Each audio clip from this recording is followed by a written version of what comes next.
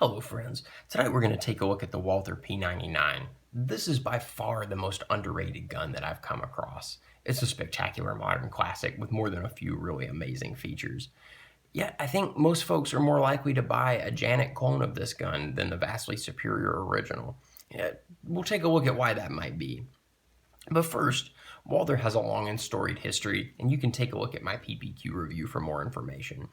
The first generation P99, which I believe debuted in 96 or 97, followed Walther's more traditional P88, which was an all-metal double-action, single-action gun, which is really great and underrated in its own right. I wish they'd made a few more of them. For the P99, there are more than a few variants available, including the lovely PPQ, which I consider to be the best polymer striker-fired pistol ever made. And from what I've seen, I think there have been more variants available in Europe, largely. Although there's also a compact version of both this and the PPQ that are available now. That are also really, really nice guns. Though the P99 was something of a hit in Europe, being adopted by several nations and agencies, it just never seemed to take off in America, despite being James Bond's replacement for the PPK. Why wasn't it more popular here? You'd think that it being Bond's gun alone would have sold quite a few of them. Well, at the time, in the late 90s, folks were even less accepting of the Paddle magazine release than they are now, and that's saying something. People still don't like those the way that they should. I personally view it as the superior magazine release system, but most folks don't agree with me there. Also, as the popularity of the Glock swelled to near market dominance, a pistol with such unusual and kind of groundbreaking features that are profoundly useful, I guess just wasn't seen as being as desirable. Even now, if you ask 10 people at your local range about the P90, they'll tell you it's an awesome gun and they'd like to try one out, but they just never got around to buying one. So let's take a look at these unusual features, which I think are amazing. So this is called the P99AS, as you see, which stands for anti-stress. Walther's anti-stress trigger system, well, it's really just a fancy way to say it. It kind of works like a double-action, single-action pistol. In fact, I would say that this is the perfect polymer striker-fired pistol for the double-action, single-action pistol aficionado. If you enjoy Beretta 92s or SIG 226s and you're looking for a polymer gun, this is something you should consider. You'd probably like it. Now, first of all, you see that it doesn't have the trigger dingus that you see on the PPQ and Glocks and Janiks and a lot of other striker-fired guns.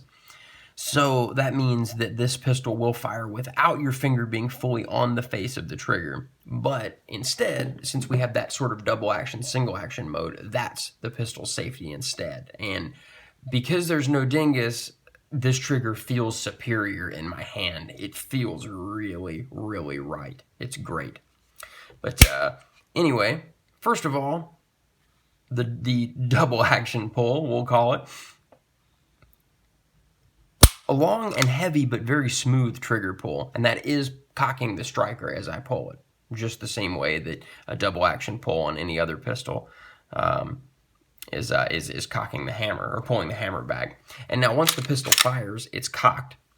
The striker is cocked, so there's a little bit of take up, almost effortless there, and then a very, very, very smooth trigger pull with an amazing short reset. Really, one of the best resets anywhere. The trigger feels great. On the back of the gun, we see this hole. You see that red tab there that comes out when the pistol is cocked. That's actually the striker. So we can see that the striker is cocked. When we dry fire the gun, that's gone, indicating that the striker is no longer cocked.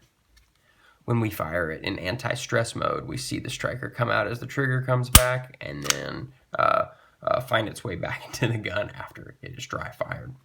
So if you want to, you can ignore the anti-stress mode altogether, and you could carry this gun in the single action mode, and it'd be just like a Glock or anything else, although you are missing the safety that comes with the trigger dingus.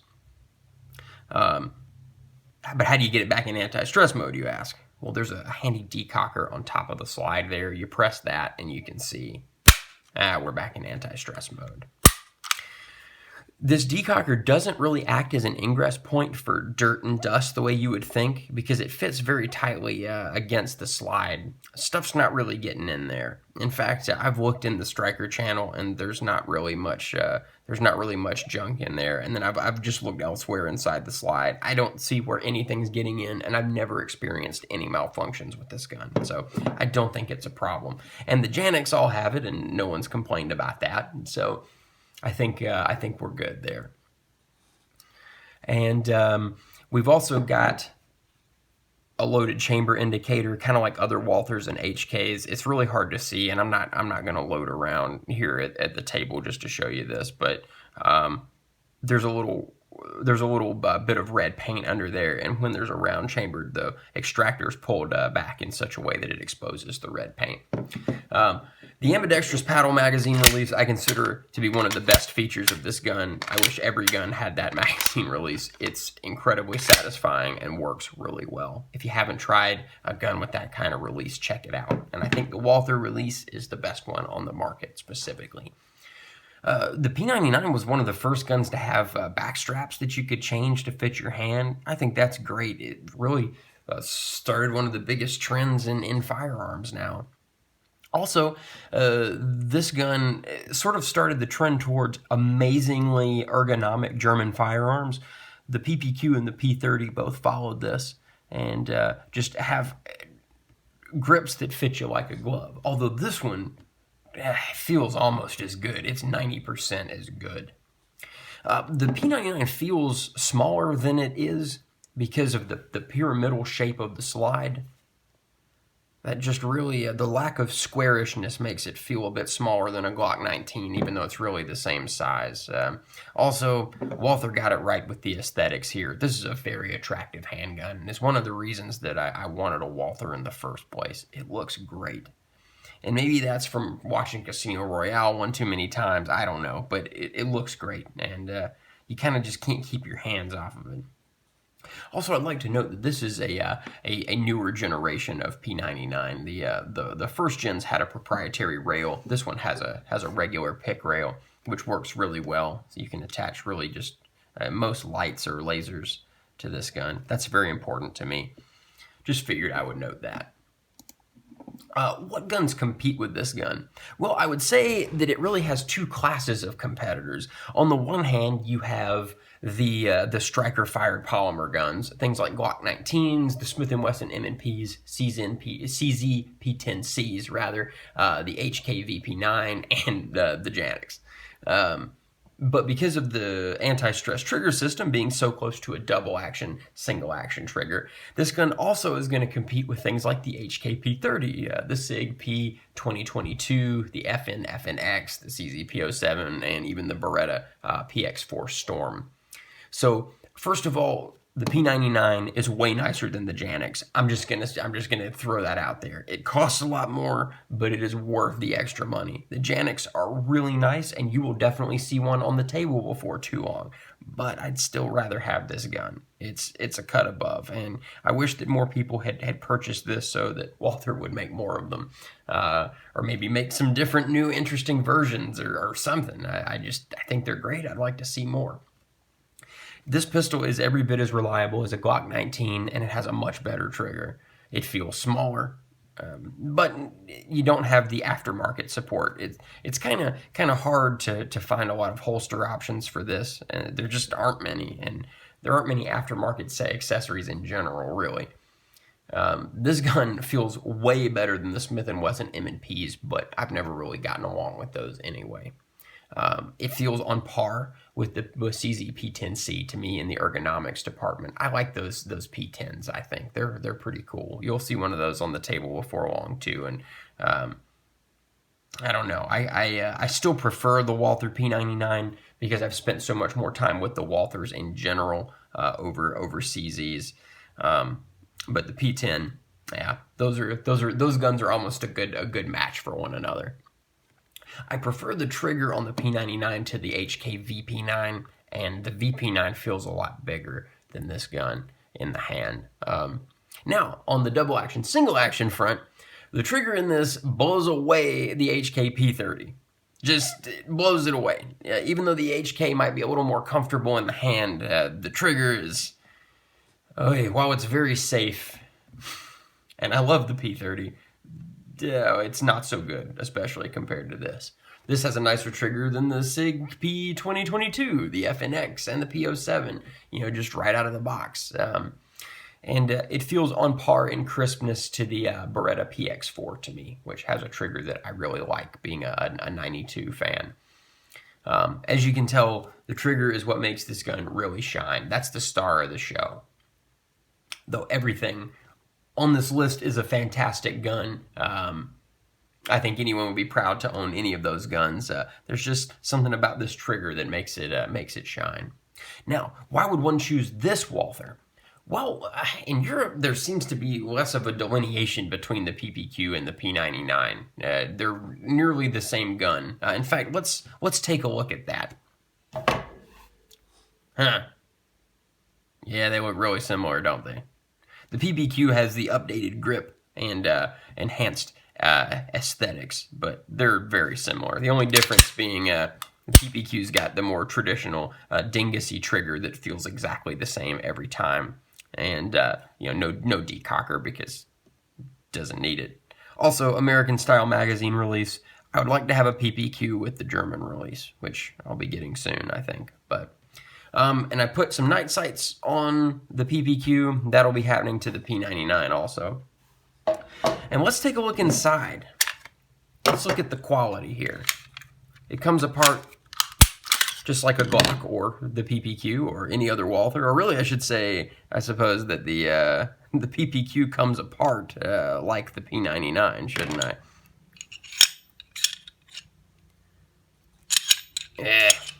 It's weird. I can never sort of gracefully take a gun apart when I'm filming myself. You can see the machining looks amazing inside the slide, and it looks just like a PPQ inside. Also. Great barrel, just what you'd expect from Walther. They have amazingly accurate barrels. Much better than I can shoot the gun. Anyway, fit that back in there. Fit that back together. Very, very, very easy. And then we can use the decocker. Now let's look inside the PPQ. Let's see how similar they are. Same procedure. Everything looks exactly the same, doesn't it? So the PPQ has more of a traditional striker-fired Glock-like trigger, dingus and all, but it's really the nicest trigger in its class. Whereas the P99 is more for the double-action, single-action shooter who wants a striker-fired polymer gun. Think of them as the same gun, but for different purposes and people. Personally, I shoot a lot of striker-fired guns and a lot of hammer-fired double-action, single-action guns, so I wanted to have both of the P-Series Walthers. And now around this time, someone will inevitably mention the Walther Creed. Though it is a fantastic value, it's not in the same league as the P-Series guns. Skip that one for a P99 or PPQ. And, maybe for a beginning shooter, if you're looking for your first gun, I'd probably get the PPQ. And for Glock fans, go PPQ. But for folks who are fond of Berettas and SIGs and that sort of thing, P99. Although, if you can, just buy one of each. All right, so the most important thing, how does it feel and shoot? Like a dream. The anti-stress mode gives you a great deal of safety, while the single-actionist mode, as we'll call it, provides the opportunity for very rapid follow-up shots. Really, truly rapid. Naturally, being damn near the same gun as the PPQ, the P99 shares the same outstanding recoil characteristics with the PPQ. This gun is balanced in such a way that the violent return of the slide, it feels like it yanks the gun back on target. I've discussed this phenomenon in the past, and to me it sort of counters the argument that other people have made that the Walthers have a high bore axis. Maybe it does have a higher bore axis than something like the CZ P10C, but the way it recoils, I'm back on target immediately. I never have felt like this gun shot slowly or that the recoil in any way interrupted my follow-up shots. In fact, it feels like it's doing me a favor. there. Recoil control is a breeze. All this comes together to mean that this gun puts a huge smile on my face. I don't want to put it down, and the trigger is something extraordinary and unique. And it puts some of the expensive metal double-action, single-action guns I've shot to shame. The paddle release is the best around, even better than the HK's, making for the fastest magazine changes that I can pull off. This gun is slick. As with my other Walther, I've not experienced any malfunctions, and I don't expect to. What would I change about this gun? Well, the plastic sights aren't to my liking. The gun is so nice, like the PPQ. I wish that it had the option for metal night sights. But, you know, these are so inexpensive. They're in the $550 range, like the PPQs. I don't know, maybe with import taxes and whatnot, maybe Walther's not able to offer that and keep the price low. But still, I would have happily paid more to have those installed at the factory, even though this is about the easiest sight change possible. And you can see that I put Trigicon HDs on my PPQ, which work very well. But also, this gun comes with a really lousy case. Mine arrived with one of the tabs broken, and I'm sure the other one is going to break pretty soon. They're not very sturdy, and I wish this gun came in the same case as the PPQ. In fact, since I just got this, I'm going to email Walther about the case and see what they say. I'm sure they'll take care of me. If not, I'll let you know, but I have no doubt that they will. So in conclusion, I waited a really long time to get this gun. They're hard to find, and I've heard that Walther doesn't make that many of them. They sell a ton of PPQs, but these just aren't very well known. And half of my friends who enjoy the shooting sports had no idea this gun even existed, let alone how the anti-stress trigger works. Janik sells a ton of their models that are based on the P99 decocker and all, so why do people buy the Janiks and not the P99? And I really think it's that most folks find the paddle release utterly repellent, and the anti-stress system sounds complicated even though it's not, and you don't see a trigger dingus. People love the trigger dingus. I think it's just that simple. If Walther had said that this is a double-action, single-action pistol and slapped an American-style magazine release on it like they did with the PPQ M2, I think it would have sold like crazy. Instead, they kept this magazine release, which is superior, and I think they figured that people were smart enough to figure out the trigger, and they were wrong. People were not smart enough. The Janik has the same decocker, but the trigger has a dingus, so people find it less scary and intimidating. I think in the mind of someone at the gun store, you see the dingus and think, I know what this trigger is going to do. Whereas this looks much more intimidating than it is. It couldn't be any easier. But we're all missing out, myself included. I'm a huge Walther fan, and I only started to track one of these down, 6 or 8 months ago. And this gun was a revelation. It's the best of all worlds, a modern classic. I still prefer the PPQ because I've spent so much time with it, but I think this is one of the best polymer guns ever made, and who knows, maybe a year from now, I'll like this as much as I do the PPQ. The P99 is amazing. Next trip to the gun store, ask to see one. Better yet, shoot one if you can. And I promise that this Walther will leave you with a smile on your face, and you might just have to buy one. I really appreciate you watching. I know this review is a little bit longer than some of my more recent ones, but thank you for sticking with me. Have a wonderful evening, and I'll talk with you all very soon. Good night.